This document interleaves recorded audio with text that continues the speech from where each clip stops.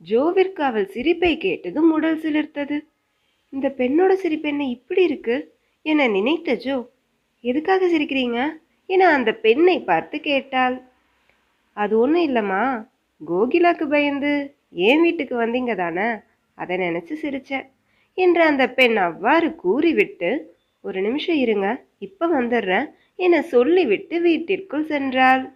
ஜோவும் அவள் வீட்டில் உட்கார்ந்தபடியே அவள் இருந்த அறையை சுற்றிலும் ஒரு பார்வை பார்த்தாள். அறையின் சுவரில் பல பகுதிகளில் ஏதோ சிவப்பாக ஒட்டி இருப்பது தெரிந்தது. அந்த மங்கலான வெளிச்சத்தில் அது என்ன என தெரியாத ஜோ அது என்ன என தெரிந்து கொள்ளும் ஆர்வத்தில் அதன் அருகே செல்ல எழுந்தாள். அதே நேரம் உள்ளிருந்து நில் என்ற சத்தம் கேட்டது. அதுவும் ஒரு ஆண் குரலில். ஜோ ஒரு கணம் அதிர்ச்சியாக குரல் வந்த திசையை நோக்கி பார்த்தாள். ஆனால் அங்கு யாருமே இல்லை. என்ன இது, ஆண் குரல் வேற கேட்குது, இவ தனியா இருக்கிறதா தானே நம்ம கிட்ட சொன்னா என்று ஜோ குழப்பமாக குரல் வந்த திசையை மீண்டும் நோக்கினாள். அப்போது அந்த பெண் உள்ளிருந்து வந்தாள். அவள் ஜோவின் அருகே வந்து நின்று, என்னாச்சு, என்ன பார்த்துட்டு இருக்கீங்க என கேட்டபடி அவளை தொட வந்தாள். ஆனால் ஜோவின் கழுத்தில் இருந்த சிலுவை உள்ள செயினை பார்த்ததும் தொடாமல் அப்படியே நின்று விட்டாள் அந்த பெண். சொல்லுங்க என அவள் மீண்டும் கேட்க ஜோ பேச தொடங்கினாள். அது வந்துங்க, யாரோ என்ன நில்லுன்னு சொன்னாங்க, அதுவும் ஆண் குரலா வேற இருந்துச்சா, அதான் யாருன்னு பார்த்தேன் என்றாள் ஜோ. ஆண் குரல்லையா?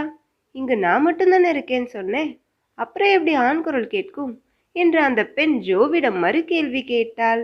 அவள் அவ்வாறு சொன்னதும் ஜோ சந்தேகமாக அவளை பார்த்தாள்.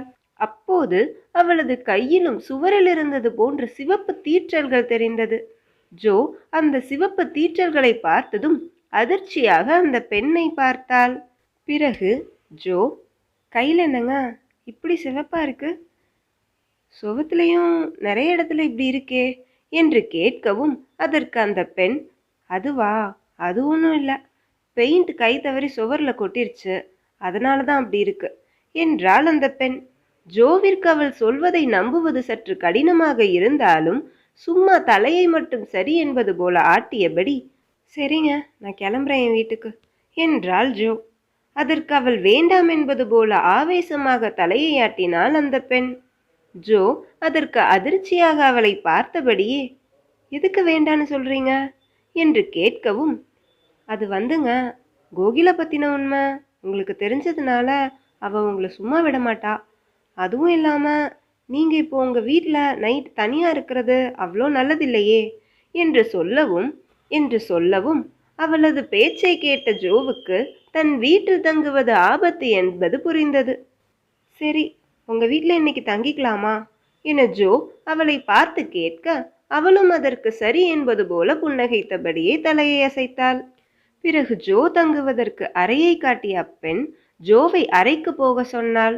ஜோவும் டேனி மற்றும் ரீனாவை அந்த அறைக்கு எடுத்து சென்றாள். ஜோ உள்ளே செல்வதை அந்த பெண் விஷமமாக பார்த்து புன்னகைத்தாள். பிறகு கையில் இருந்த சிகப்பு தீற்றல்களை மெதுவாக நாக்கினால் நக்க தொடங்கினாள்.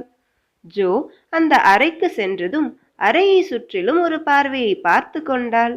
அந்த அறை பார்ப்பதற்கு நன்றாகவே இருந்தது. ஆனால் அந்த அறையிலும் மங்கலான வெளிச்சமே வந்து கொண்டிருந்தது. இன்னைக்கு இரவு எப்படியாச்சும் கடந்துடணும் என வேண்டிக் கொண்ட ஜோ கட்டிலில் சென்று அமர்ந்தாள். கட்டிலின் ஓரத்திலேயே டேனியையும் ரீனாவையும் வைத்து ஜோ அப்படியே படுத்து கொண்டாள். அப்போதுதான் அதை கவனித்தாள், கட்டிலுக்கு எதிரே மாட்டப்பட்டிருந்த போட்டோவை பார்த்ததும் எழுந்து உட்கார்ந்த ஜோ சுவர் அருகே சென்று அந்த போட்டோவை நன்றாக உற்று பார்த்தாள். அந்த போட்டோவில் எதிர் வீட்டு பெண்ணும் அவள் அருகில் ஒரு இளைஞன் ஒருவனும் இருந்தான். ஓ, இவர்தான் இந்த பெண்ணோட கணவனோ என நினைத்த ஜோ அந்த போட்டோவை கையில் எடுக்க சென்றாள். அப்போது அந்த போட்டோவில் இருந்த அந்த இளைஞன் ஜோவை பார்த்து கண் சிமிட்டினான்.